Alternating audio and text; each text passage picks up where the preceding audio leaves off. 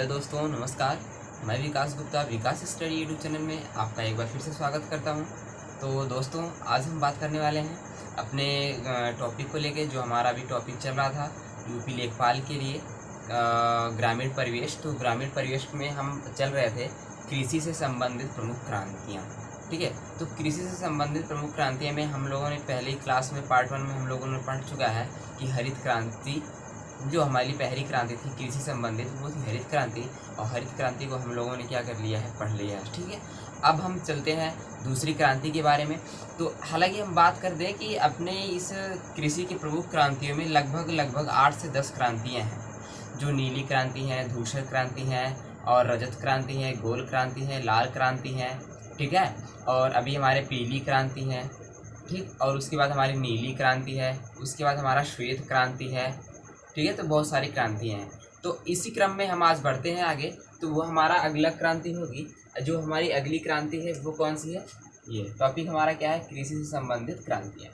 ठीक है दोस्तों, तो जो हमारा दूसरी क्रांति है, पहली क्रांति हरित क्रांति की हम लोगों ने बात कर लिए हैं। ठीक है, कर चुके हैं। अब हम बात करते हैं श्वेत क्रांति के बारे में। कौन सी क्रांति? श्वेत क्रांति के बारे में।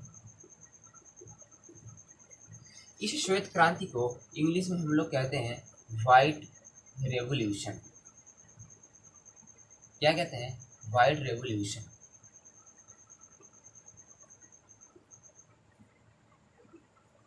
देखिए, आप लोगों से मेरा ये भी निवेदन है कि इसके पहले इसका जो पहला पार्ट है, क्रांतियाँ का जो पहला पार्ट है, वो है हमारा हरित क्रांति। आप उसको ज़रूर देखें। अगर हम किसी भी टॉपिक को अगर स्टार्टिंग पॉइंट से स्टार्ट करते हैं ना, तो वो टॉपिक हमारे अच्छे से समझ में आ जाता है, अच्छे से हम उसको आसानी से क्या कर सकते हैं, लर्न कर सकते हैं। तो जो हमारा दूसरा पार्ट है वो हमारा होगा श्वेत क्रांति। अब देखिए, अब क्वेश्चन उठता है, श्वेत मीन्स सफ़ेद। आपको इंग्लिश वर्ड से लग रहा होगा, व्हाइट मीन्स सफ़ेद। तो कहने का मतलब ये जो श्वेत क्रांति है, श्वेत क्रांति सबसे पहला क्वेश्चन उठता है किससे संबंधित है। ठीक है, तो श्वेत क्रांति हमारा दुग्ध से संबंधित है, दुग्ध उत्पादन से संबंधित है। किस उत्पादन से? दुग्ध उत्पादन से संबंधित है।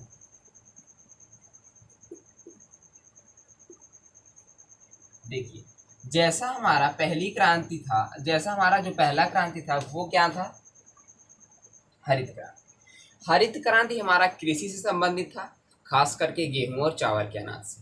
ठीक है, और जो हमारी दूसरी क्रांति आती है, ये दूसरी क्रांति हमारी दुग्ध उत्पादन से संबंधित है। ठीक है, तो पहला क्वेश्चन आपका क्लियर होता है कि श्वेत क्रांति किस उत्पादन से संबंधित है। तो श्वेत क्रांति हमारे दुग्ध उत्पादन से संबंधित है।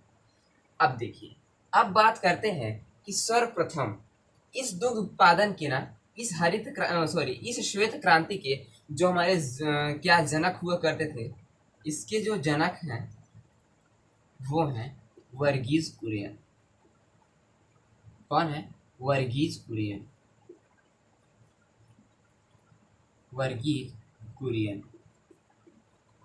वर्गीज कुरियन क्या है? इस श्वेत क्रांति के जनक माने जाते हैं। कौन माने जाते हैं? वर्गीज कुरियन।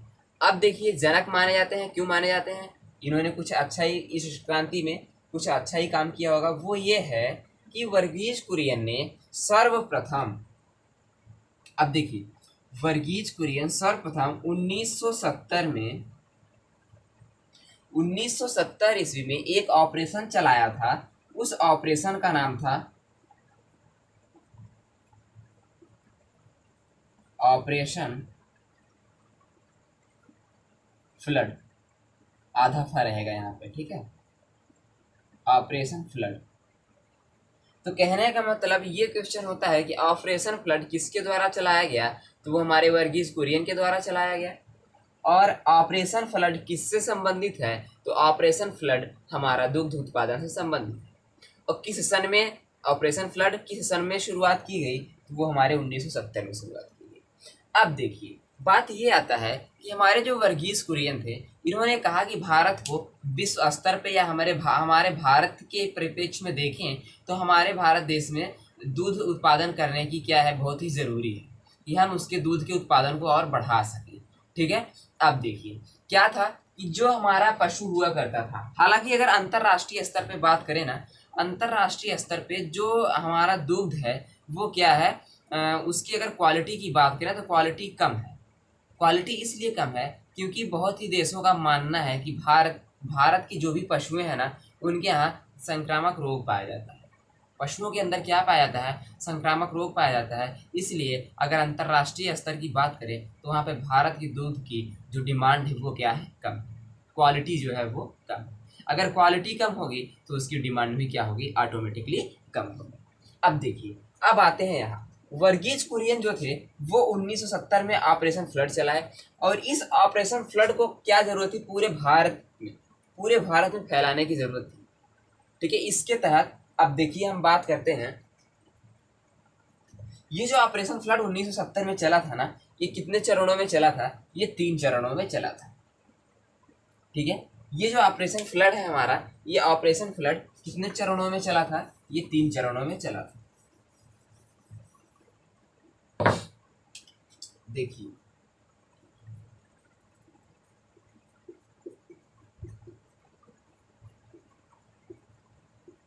ऑपरेशन फ्लड जो है वो 3 चरणों में चला,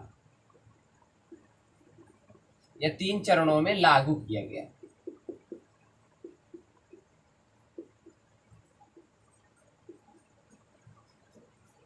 अब देखिए, क्यों 3 चरणों में लागू किया गया। भारत जैसे ऐसे देश में जहाँ पे जनसंख्या की अधिकता है, वहाँ पे क्या करेंगे, कोई भी एक प्रोजेक्ट हो, हालांकि हम एक प्रोजेक्ट लेते हैं, उस प्रोजेक्ट या योजना को एक साथ ही पूरे देश में क्रियान्वयन करना हम नहीं, मतलब उसको क्रियान्वित नहीं कर सकते हैं ना। उसके लिए हमको क्या चाहिए, उसके लिए हम कैटेगरी में बांटते हैं, पहले इस एरिया को कवर में करते हैं, फिर दूसरे एरिया को कवर में करते हैं, फिर तीसरे एरिया को कवर में करते हैं। हम ऐसे कुछ प्लानिंग के तहत चलते हैं। तो वर्गीज कुरियन ने क्या किया था, जो ऑपरेशन फ्लड की स्थापना की थी वो कब की थी, वो 1970 में की थी। तो इनका मानना था ये हम भारत में लागू करेंगे, लेकिन 3 चरणों में लागू करेंगे। कितने चरणों में, 3 चरणों में। तो जो हमारा पहला चरण हुआ करता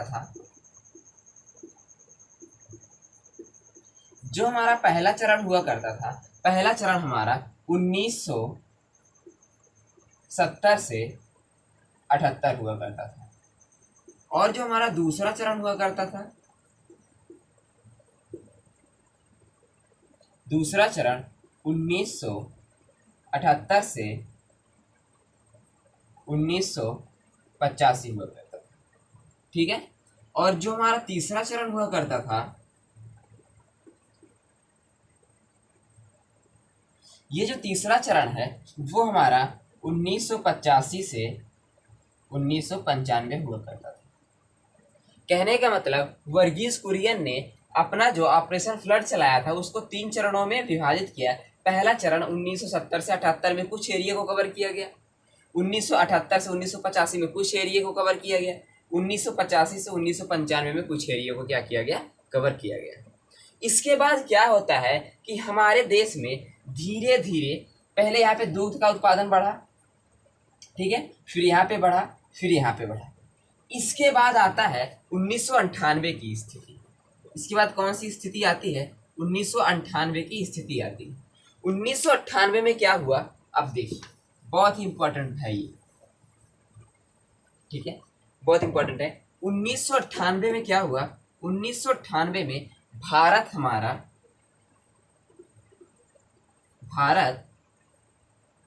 दुग्ध उत्पादन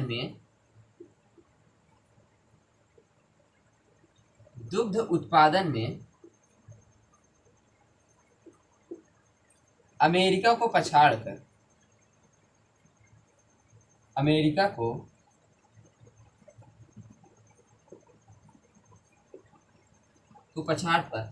कर विश्व में नंबर 1 स्थान पे हो गया।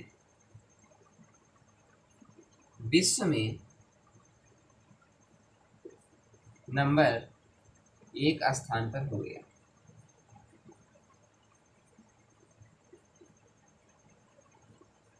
अब देखिए, यहाँ पे क्या है, 1998 में जब हमारा 1998 आया, उसमें भारत दुग्ध उत्पादन में अमेरिका को पीछे करके विश्व में नंबर 1 स्थान पे हो गया।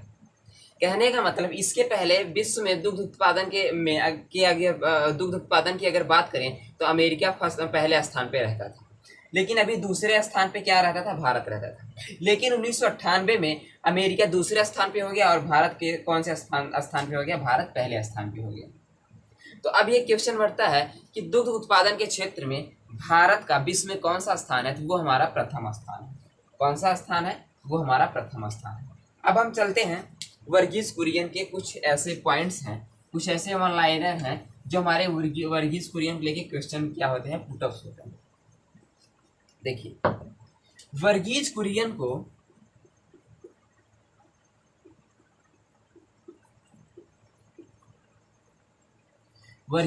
को मिल्क मैन के नाम से जाना जाता है। पहला पॉइंट, वर्गीज कुरियन को मिल्क मैन के नाम से जाना जाता है। और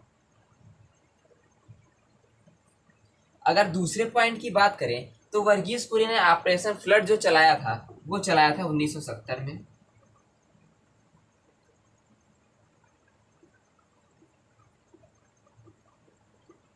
वो कब चलाया था, 1970 में चलाया था। ठीक है, अब हम बात करते हैं वर्गीज कुरियन के ही जन्मदिन पर। वर्गीज कुरियन के ही जन्मदिन पर 26 नवंबर को ही राष्ट्रीय दुग्ध दिवस मनाया जाता है। कौन सा दिवस, राष्ट्रीय दुग्ध दिवस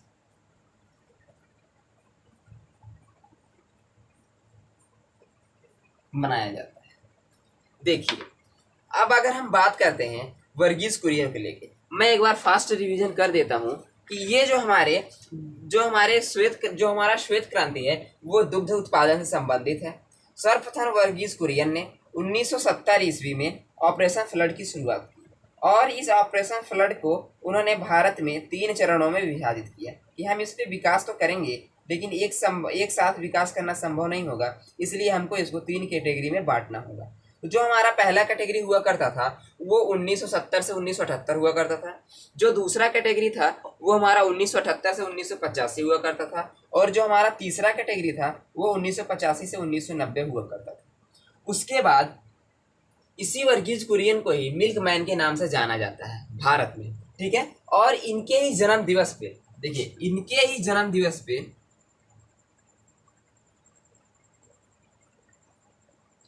वर्गीज कुरियन के ही जन्म दिवस पे अर्थात 26 नवंबर को राष्ट्रीय दुग्ध दिवस मनाया जाता है। क्या मनाया जाता है, राष्ट्रीय दुग्ध दिवस मनाया जाता है। अब अगर विश्व की बात करते हैं, जो हमारा चौथा पॉइंट आता है कि विश्व पे अर्थात अंतरराष्ट्रीय दुग्ध दिवस, अंतरराष्ट्रीय दुग्ध दिवस 1 जून को मनाया जाता है। कब मनाया जाता है, 1 जून को मनाया जाता है। ठीक, तो दोस्तों इस वीडियो में बस इतना ही। हमारा श्वेत क्रांति यहाँ पे कंप्लीट होता है।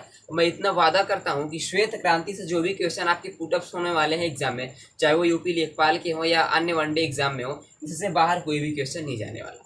हमारा यूपी टेट की अगर बात करें या सुपर टेट की बात करें, वहाँ भी कृषि की प्रमुख क्रांतियाँ के भी क्वेश्चन हमारे पूछे जाते हैं। ठीक है, अब ये हमारा श्वेत क्रांति कंप्लीट होता है। अब हम चलते हैं अपने नेक्स्ट क्रांति पे।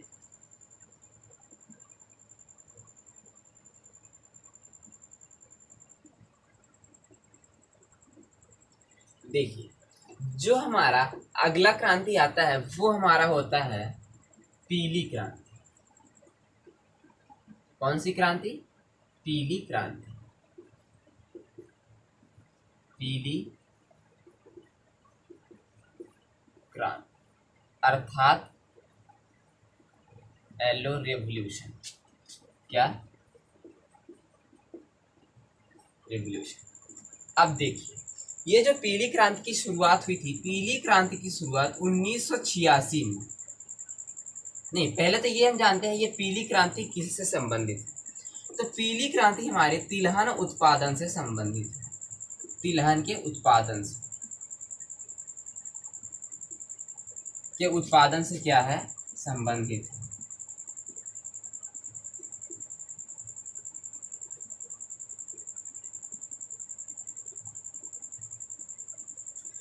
अब सबसे पहले पीली क्रांति की शुरुआत 1986 में शुरुआत की गई। पीली क्रांति की शुरुआत भारत में कब की गई, 1986 में इसकी कब की गई, इसकी शुरुआत की गई थी। अब देखिए 1986 के बाद अगर हम बात करें तो 1986 के पहले ही एक प्रोग्राम चला करता था। उस प्रोग्राम का नाम था तिलहन प्रौद्योगिकी मिशन। क्या नाम था, तिलहन प्रौद्योगिकी मिशन। अर्थात 1986 में तिलहन प्रौद्योगिकी मिशन के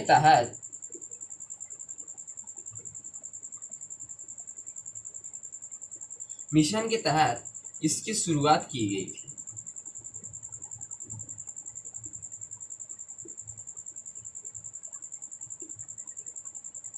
ठीक है, 1986 में पीली क्रांति की शुरुआत 1986 में तिलहन प्रौद्योगिकी मिशन के तहत इसकी शुरुआत की गई थी। अब देखिए, अब इस क्षेत्र में जैसे हरित क्रांति की अगर हम बात करते हैं एग्जाम्पल के तौर पे, वहाँ पे गेहूं और चावल को लिया गया था, ध्यान में रखा गया था उत्पादन के लिए। और हमारी श्वेत क्रांति में दुग्ध उत्पादन को रखा गया था, और हमारी पीली क्रांति को तिलहन के उत्पादन में रखा गया है। तो तिलहन के उत्पादन में हमारा सबसे पहला आता है सरसों का उत्पादन। ठीक है, उसके बाद सूरजमुखी का उत्पादन, उसके बाद आता है सोयाबीन का उत्पादन। ठीक है, अब कहने का मतलब कि जो भी हमारे तिलहन से संबंधित फसलें हैं, तिलहन से संबंधित फसलों के उत्पादन के लिए हमने कौन सी क्रांति चलाई, पीली क्रांति चलाई। और कब चलाई, 1986 में तिलहन प्रौद्योगिकी मिशन के तहत। बस पीली क्रांति में आपका इतना ही होता है।